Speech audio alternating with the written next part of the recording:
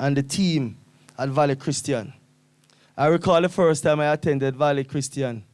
I supported the then Member of Parliament, Warmington, at an event here. I was Mayor of Spanish Town at that time.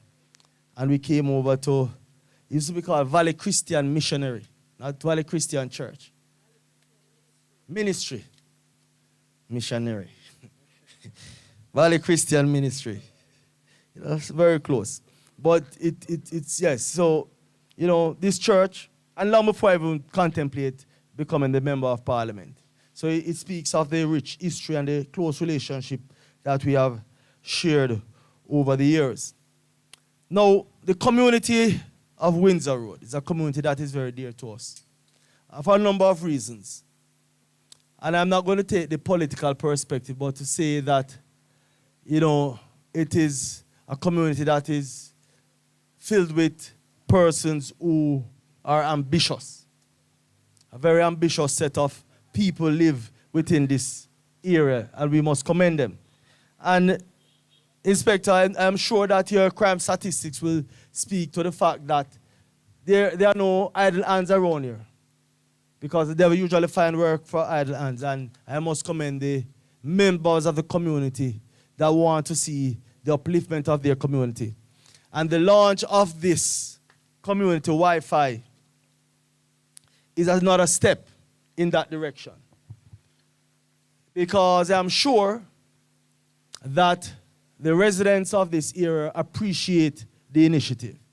When I went out there and went across the road, persons told me that they were already connected to the Wi-Fi. So they are already utilizing the service. And I want to commend you, Mr. Dawes, and the team for ensuring that the commitment that was given is being fulfilled.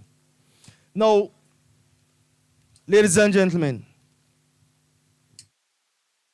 and I'm going to just be very short and just point to a recent situation where we can really appreciate as a community and as a society. And it's not political, but I just want to highlight something. In 2016, leading up to the general election, we put together a 10-point plan as relates to technology. A lot of persons then could not appreciate or understand what we were talking about. I recall one day I was going down to Eastern St. Thomas to have a meeting in that constituency with Delano Sivrite and his team. And I got a call from Deanne Jackson Miller. Her producer asked me to, speak to her on the program. And she said, she quizzed me on that 10-point plan. One thing was universal access. Free universal access. She couldn't understand it. I said to her, what universal access means is that, in our sense, was that we will afford every single Jamaican the opportunity, whether they have a data plan or not, whether they pay their data bill or their phone bill or not, that they would have access, free access to government services. What we mean? For example, the Ministry of Education, that website. You don't have to have a data plan to connect to the Ministry of Education website so that the students can get access to the educational material. You don't have to have any data. Like agencies like PICA, that is a passport and immigration agency. You can start the process by going online. You don't need to have any data plan.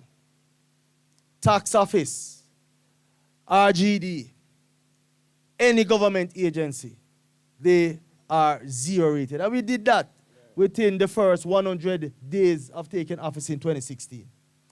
That is free universal access. If you want to go to any private sites that are not educational and does relate to the government services, that's a different thing. But giving us universal access, that was a commitment that we gave and a commitment that we kept. The Universal Service Fund is mandated to ensure that we reach every nook and cranny. We bring connectivity to every nook and cranny all across Jamaica. And we are seeing that through this initiative where communities across the island, in fact, this is our fourth or fifth Wi-Fi spot in this constituency alone. Is the fifth one? Fourth one, right? And we have a couple more to come. But it is not only in this constituency we're seeing this rollout. You have deep rural areas within Jamaica that now have access, Wi-Fi access, free Wi-Fi access.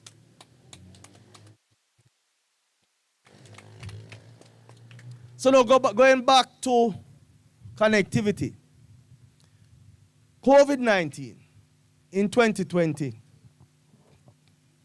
forced all of us, all over the world, especially in Jamaica, to appreciate technology.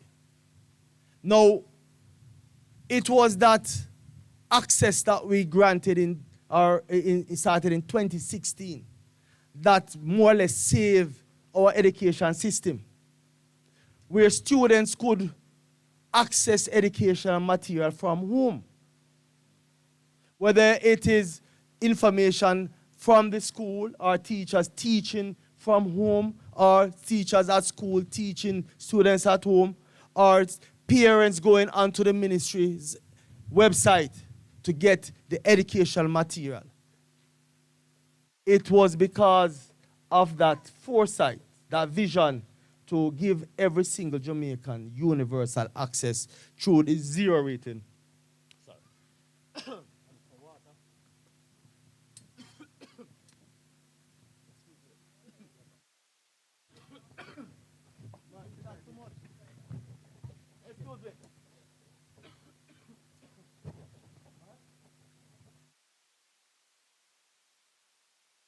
I wonder if it's an indication that I should stop talking.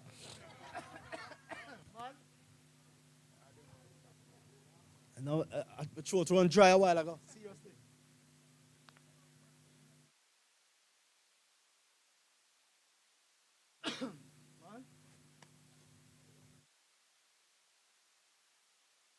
I don't know how many of you guys ever experienced this thing where you talk and after a while your throat get dry. All right, thank you.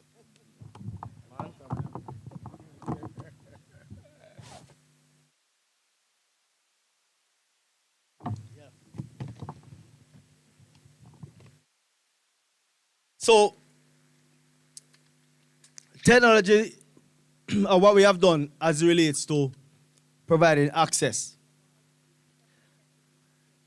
really allowed us to fare better than a lot of countries across the world when COVID came.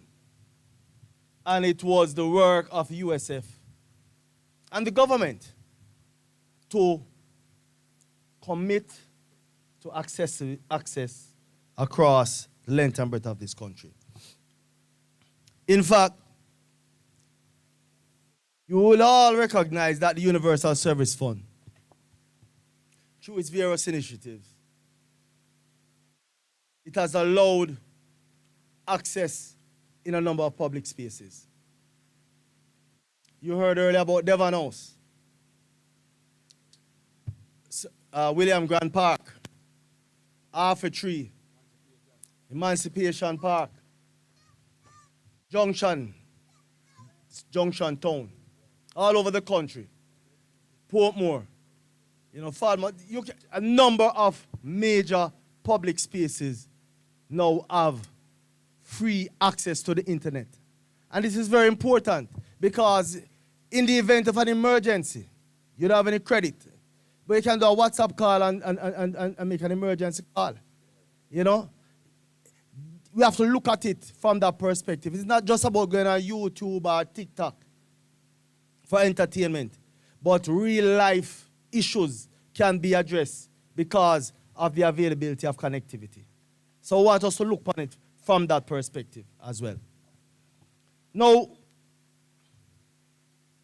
having spoken about the infrastructure that is there, we now need to utilize that infrastructure to create wealth for ourselves, our family, and our nation. It is not just about having access. We sit on the roadside and we go on TikTok. Yes, that is good. We can make a little money off of TikTok, but not enough to sustain ourselves. It's not about just social media. We now have to look at creating our own wealth as a people. We have to become innovators and not just mere consumers of technology. If you look at these students here, they are our future. If you give them a phone and you lock your phone, them still know if you pull your phone. If you change the password on the tablet, they know how to get in the tablet. They are more informed than ourselves. And they are what you call the knowledge-based society.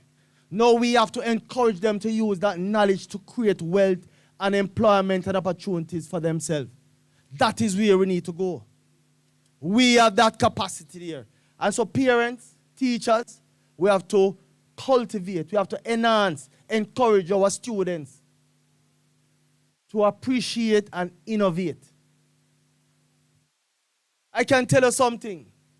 When I was a child growing up, everybody wanted to be a lawyer, doctor, teacher, police, all them things there.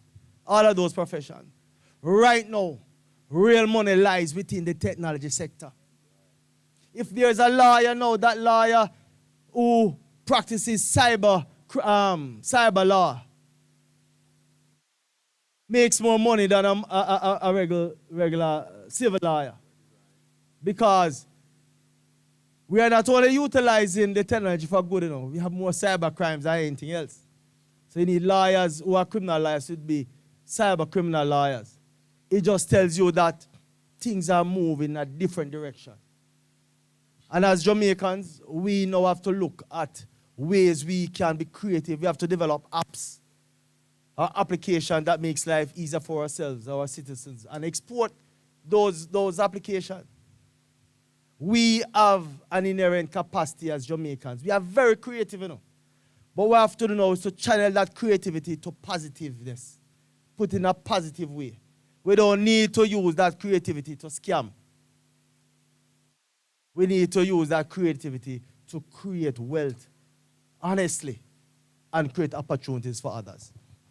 And so, as we launch yet another community Wi-Fi, I want to say on behalf of the people of Windsor Road and by extension the constituency of St. Catherine, thank you, Mr. Dawes and your team. Rest assured that we will take care of this facility and we will utilize it for good. Thank you, ladies and gentlemen. Thank you very much, MP. Give MP another big round of applause, everybody. Thank you very much. One of the bright light of this country, well informed, very thoughtful, very innovative, and I think he has a whole heap more to contribute to this country. And I was just saying a while ago that he has plenty more to give to the country. So we hope in due season he will give consideration to serving at a ministerial level, at a cabinet level, where he can tell them somebody say, no, I saw he must go. And so it is. We are very pleased with the program, and we do hope that as time progresses, the school, what's the name of your school again? And the government, right. Mr. Jamie, is that school listed on the NBI list, Jamie? Right, so you may not know, but you're on the list. The government would have spent, or would have budgeted $1.3 billion for this financial year to make sure that all of our schools, primary schools, secondary schools, are connected to a high-speed broadband facility.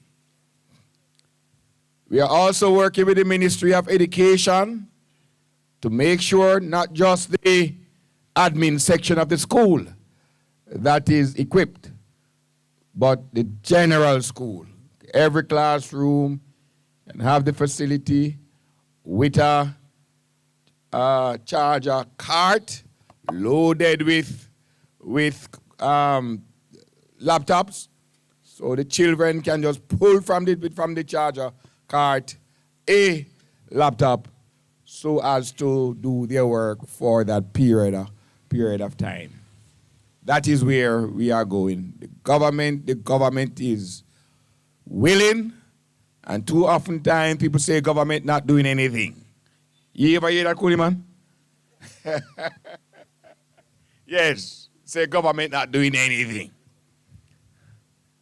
And so this is millions of dollars just to have it here and millions to maintain it.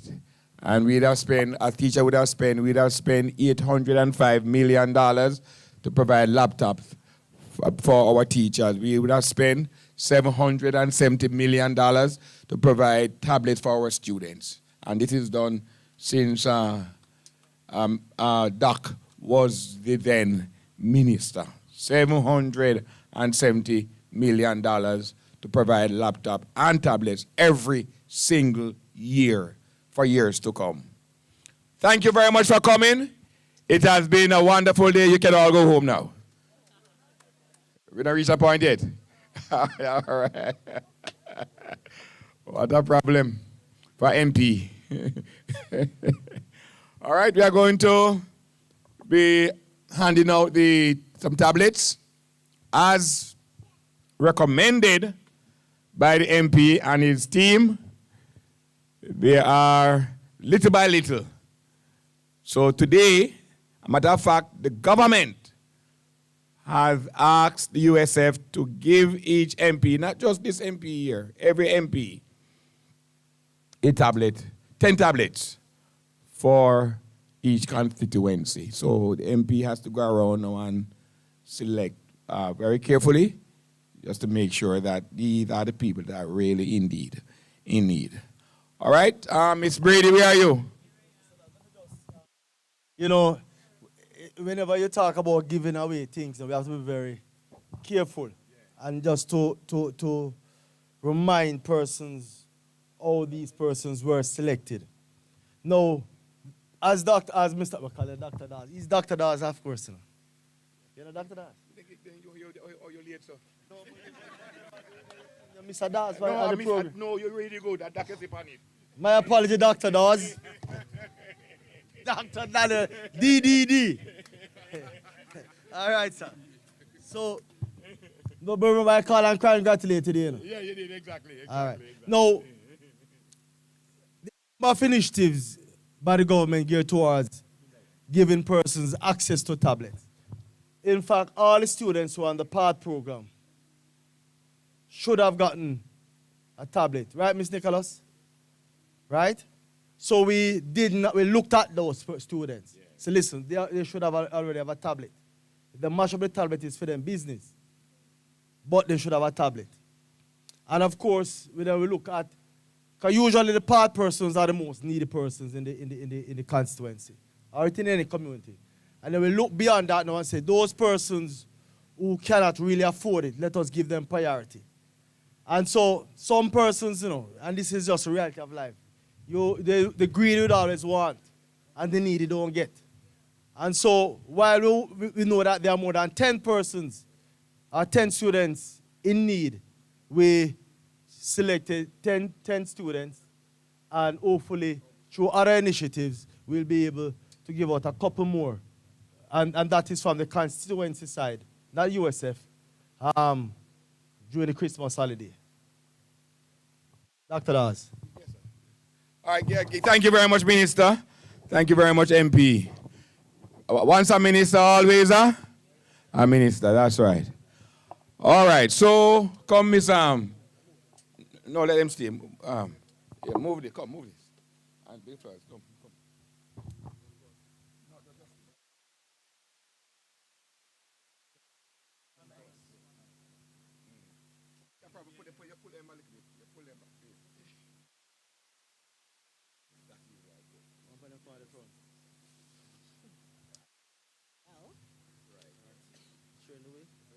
Oh no, that should be sufficient. Go ahead, go ahead. Okay, so from McCook's Pen Primary. Come, councillors, come, inspector. Come, principal. Where's STC? Come, STC, come.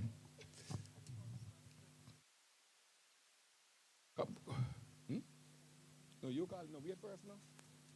All you come beside me. All you come in, come, MP.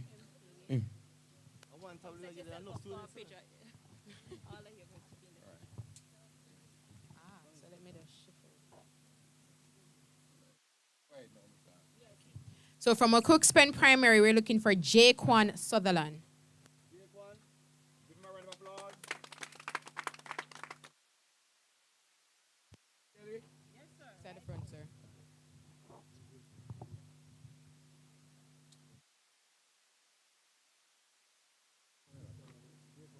I need to move. Turn it on.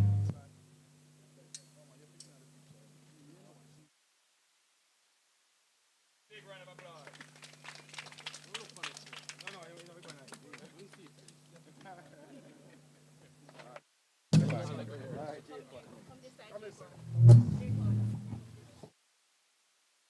From Homestead Primary, Carnesia Smith.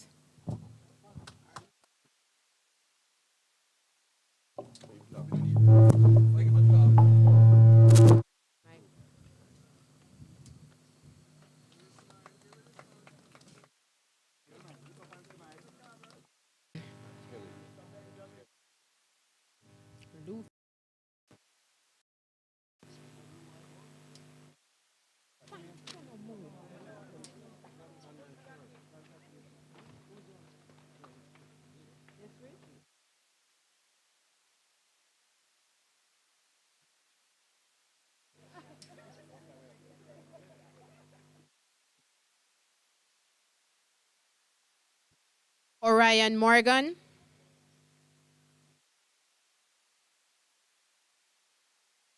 Where's he from? He's from Homestead. Homestead.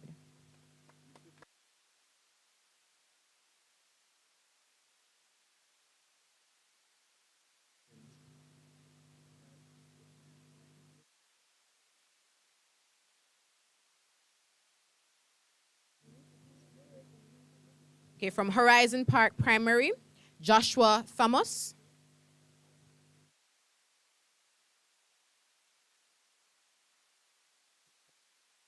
This is just a reminder that the Universal Service Fund not only provides the internet infrastructure, but also provides devices for persons to be connected. Not going to happen. Mr. Kendrick Williams from Horizon Park Primary.